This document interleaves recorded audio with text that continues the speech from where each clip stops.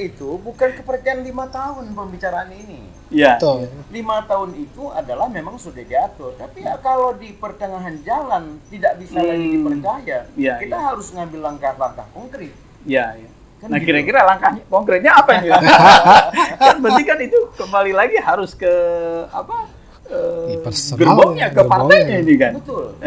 Sebenarnya masyarakat bisa saja melakukan mosi tidak percaya. Oh. Bisa Melakukan itu. Kalau mereka sudah mengawasi wakilnya, lalu wakilnya tidak smart, Ya. ya kan gitu ya. Atau sekaligus tidak hanya tidak ada semat, tapi hard work pun tidak dilakukan. Nah, itu yang parah itu. Berarti masyarakat ini selain mengawal regulasi harus juga kira-kira bisa mengawal wakil-wakil kita di Betul. Senayan sana. Misalnya kita saksikan ya, ketika ada sidang, mereka tidak hadir, tidur dalam persidangan. Nah, Saya pikir ini bukan hanya tidak ada semat, tapi hard work pun tidak ada. Tidak ada. Berarti kita, memang masyarakat punya hak untuk mengawasi itu. Iya. Kalaupun sampai kepada mosi tidak percaya, saya pikir juga bisa dilakukan itu. Bisa. Bisa dilakukan itu. Dan itu harus dilakukan dengan cara-cara yang elegan. Tapi dengan bersurat ke partainya. Betul. Mengajukan dan beberapa tanda tangan itu siapa yang diusulkan ke sana, diajukan langsung.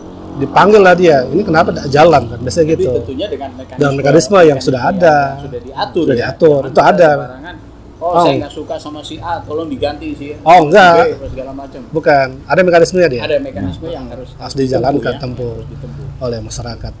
Perwakilannya. Iya. Atau bisa dimulai Iya. daripada hak bertanya masyarakat. Bisa. Masyarakat juga punya hak bertanya. Bukan berarti mereka hanya pendengar. Masyarakat bukanlah berjalan pasif. Mereka juga harus proaktif. Kalau ada suatu perundang-undangan, suatu regulasi, mereka bisa ikuti dari prosesnya, persidangan penetapannya, sampai setelah lahirnya regulasi tersebut. Lalu kalau mereka tidak paham betul tentang penafsiran tentang undang-undang itu, atau sekaligus mereka tidak sepakat apa mereka suarakan sebelumnya dengan apa yang disahkan, boleh juga punya hak bertanya masyarakat. Tentu ada dua hak bertanyanya. Pertama, mereka di dalam pembuatan undang-undang itu hak bertanyanya legislatif dan eksekutif, karena kedua mereka terlibat dalam hal itu. Yang kedua, setelah perundang-undangan lahir, maka mereka tidak lagi bisa bertanya kepada legislatif, tapi sudah kepada eksekutif, karena mereka sebagai regulatornya. Nah, ini saya pikir semua kita paham, bahkan masyarakat hampir seluruh masyarakat sudah paham. Hanya persoalannya sejauh mana masyarakat ini menyadari hal itu penting dilakukan untuk bertanya itu. Jadi kita tidak hanya berbicara menggerutu istilahnya, apa ya istilah menggerutu itu? Mengeluh ya. Tetapi juga mereka melakukan dengan cara proaktif, bertanya kepada pihak-pihak terkait agar mendapatkan jawaban tentang apa yang mereka pikirkan. Barangkali begitu. Ya, berarti kalau begitu seperti Pak Tenggo tadi bilang bahwa masyarakat ini perlu juga mengawal itu. Nah, sekarang kan masalahnya ada istilahnya di DPR ini nih, di DPR RI ini kan masa reses. Ya. Apakah itu waktu itu bisa dipergunakan oleh masyarakat untuk bertanya kira-kira regulasi ini sesuai dengan komisinya ya, komisinya tentunya. Kira-kira Bung Ramses gimana ini? Kalau dalam masa reses, mereka akan berpikir dua kali menyampaikan pendapat. Kenapa? Karena banyak hal-hal kan yang harus memang dikerjakan oleh dia. Karena itu di luar dari dia punya kerjaan. Nah sekarang kalau dibilang masyarakat memang harus terlibat dan langsung, itu saat awal pembentukan peraturan perundang-undangan ya. Itu dari awal dia, dari pembentukan itu kan udah disosialisasikan kepada perguruan tinggi universitas. Ya. Itu mau tidak mau harus diselesaikan. Apakah undang-undang ini sudah tepat apa belum? Dan itu perguruan tinggi harus menilai itu. Kan gitu. Nah, kalau memang udah tepat, otomatis akan disahkan di anggota dewan, dibahas di balik sana. Di balik.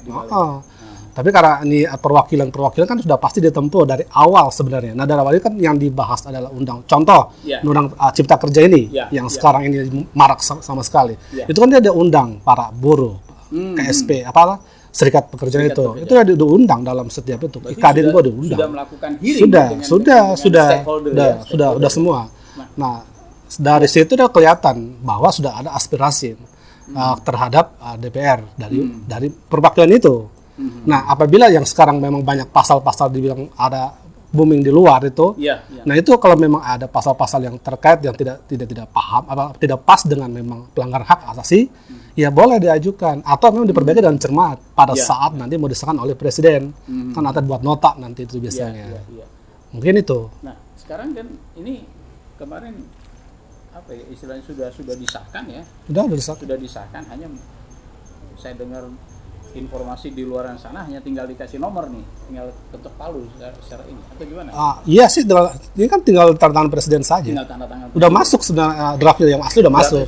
Udah masuk. Tapi kan begitu ini draftnya ini sudah masuk, nggak lama kemudian kan demo ini. Nah, itu demo kan bagian dari demokrasi. Itu nggak apa-apa, itu hal yang wajar dalam setiap politik hukum Indonesia. Itu sangat-sangat wajar. Tetapi ke demo itu yang demo kan itu apa sebenarnya? Ini kita pertanyakan. Demonya itu persoalan apa? Apakah persoalan hak yang diatur dalam Undang-Undang Kerja, Cipta Kerja?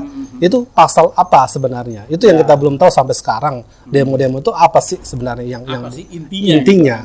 Itu yang kita tidak paham sampai sekarang.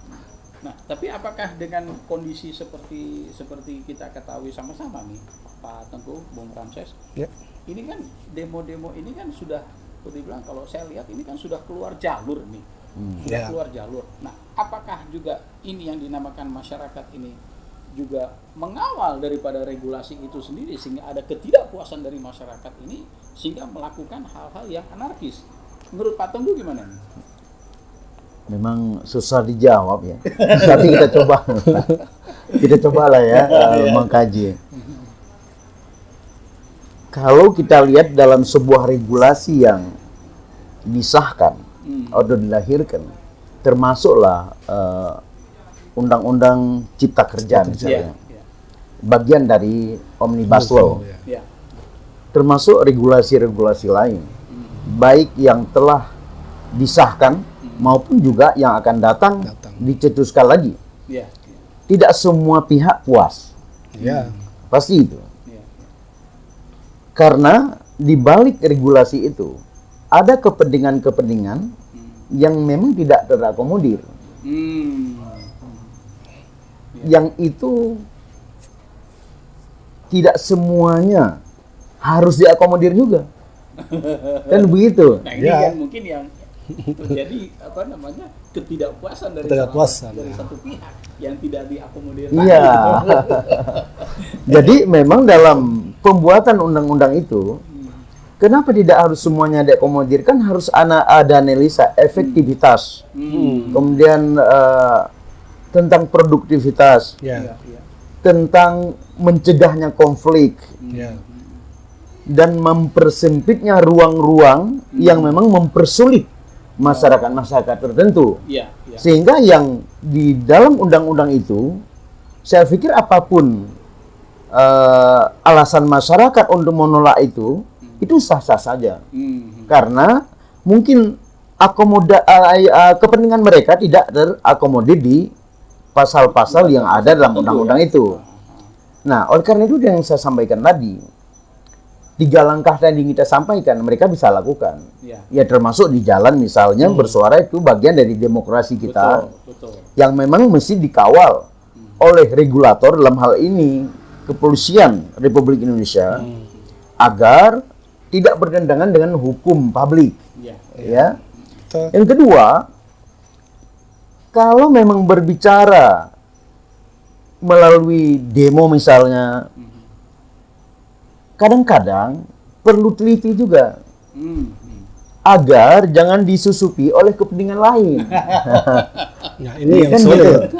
Yang sulit yang tidak bisa terdeteksi. Nah itu berarti Sebenarnya ada penyusup Ada penyusup yang masuk. Tidak mustahil itu terjadi. Dan itu terjadi memang banyak. terjadi di lapangan itu terjadi kan. Terjadi.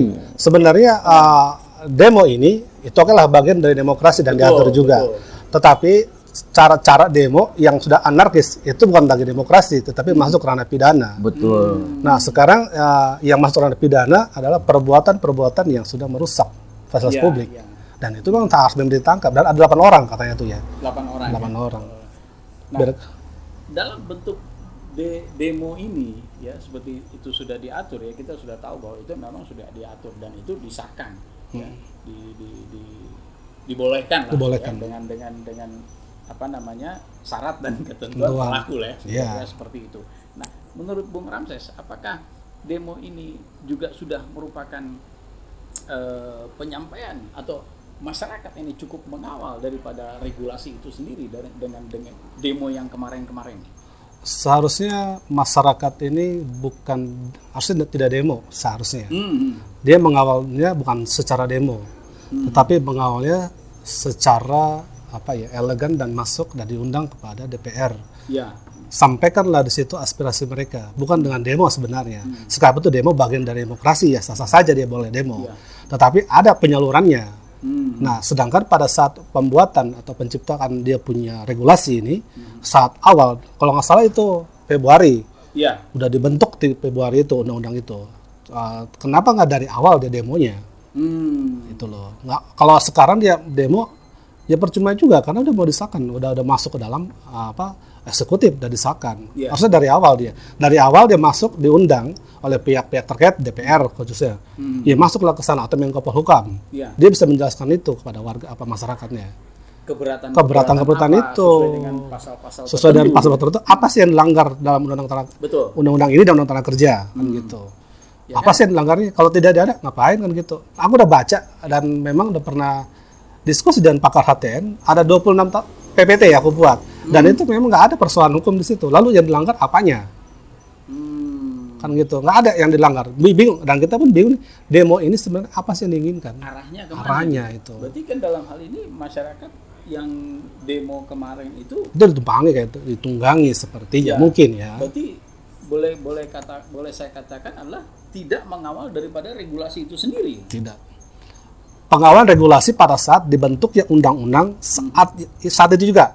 Misalkan Undang-Undang Cipta Kerja, itu Ya. pembentukannya di Februari, Ya. tapi sebelumnya itu 2019 sudah dibentuk. Tetapi itu belum ada. Tapi pada saat pembentukannya Februari tanggal 3. Ya, pembentukan panja ya, Panjangnya kalau udah dibentuk semua dan itu sudah terjadi. Nah, seharusnya masyarakat itu kawal dari situ. Dan memang keberatan kan dibacakan tuh, kan ada perwakilan dari buruh, IKADIN, semua pun ada. Itu disampaikanlah dia punya keluhan atau persoalan-persoalan memang dilanggar aspirasinya. ya. Pada saat hearing Disampaikan ya, itu harusnya. Kalau sudah dia masuk ke arah demo, oke demo lah, oke enggak apa-apa. Itu haknya semua orang untuk demo. Tetapi tidak akan masuk dalam tidak akan, itu akan berjalan terus. Kecuali dia masuk kepada jalurnya JR, Judicial Review ke MK, dan itu boleh membatalkan. Dan MK pun tidak bisa menambahkan pasal atau mengurangi pasal. Dia hanya melihat doang normanya apa sih yang mau dibatalkan, itu aja. Oh. Berarti tetap ada salurannya Ada lagi. salurannya Lagi. Nah, kalau menurut Pak Tengku sendiri gimana nih Pak dengan pengawalan regulasi dengan adanya demo ini Pak? Kalau mengawal regulasi, itu mesti kita memberikan apresiasi Ya. kepada setiap individu, semua pihak, semua kelompok masyarakat yang melakukan itu. Ya. Tapi ketika bicarakan demo, maka ada satu pertanyaan, apa motivasinya? Oh. Nah, itu Itu kan harus ditanyakan. Nah, sekarang apakah kita perlu nanya satu-satu kan kamu udah dibuat ini. Ya, jadi motivasi di dalam melakukan suatu hal, anggaplah semisal demo misalnya, pasti di situ ada dua motif. Paling tidak ya, ya. ada motif menolak regulasi itu sendiri karena dianggap tidak sesuai dengan kepentingan mereka. Yang kedua, ada motif politik. Yang juga harus smart kita melihat itu. Betul. Nah, kalau motif politik, boleh nggak demo? Boleh, tapi perjelaskan motif itu. Gitu. Jangan menolak misalnya regulasi, tapi ujung-ujungnya ke politik, kan tidak elegan juga.